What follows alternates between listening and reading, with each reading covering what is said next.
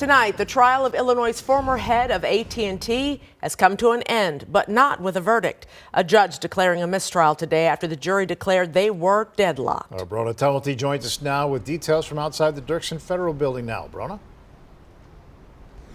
Good evening, guys. This was the third day of deliberations for the jury, 11 of whom were told believed Paul Laschiazza is guilty, but it seems there was one holdout who refused to change their mind.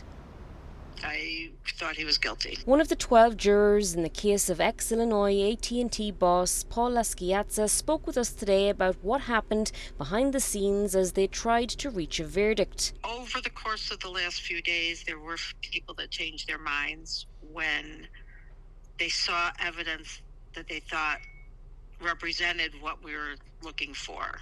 Laschiazza stands accused of bribing former House Speaker Mike Madigan by paying an ally in Springfield for support on legislation worth millions to end landline service. That bill became law back in 2017 with Madigan's support. He declined to testify in his defence, his lawyers arguing he's simply caught up in the crosshairs of the government's investigation into Madigan, whose own trial starts in October.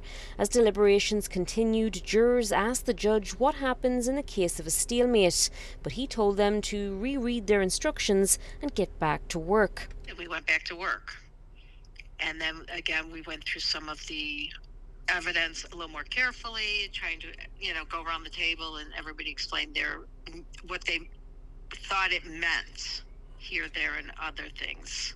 The legal definition of bribery seemingly a sticking point for a holdout juror. And her definitions were different than ours, and we couldn't convince her that that wasn't the case. Even after showing them what everybody else believed, they weren't going to budge. That's when the final note went to the judge, declaring they were deadlocked, prompting a mistrial. I wish we had come to a verdict. We were very close. Laschiazza and his team exiting court soon after, but not before a quick comment on today's outcome.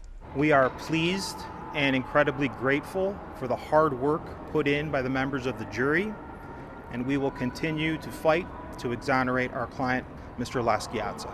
And that's because this case could end up right back here. They certainly can retry him, and my guess is they will.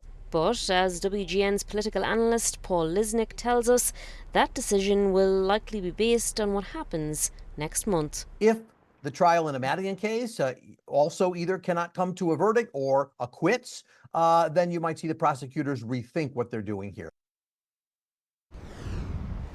Now, Madigan's trial is set to start on October 8th. We'll have the Dirksen Federal Building. Brona Tumulty, WGN News.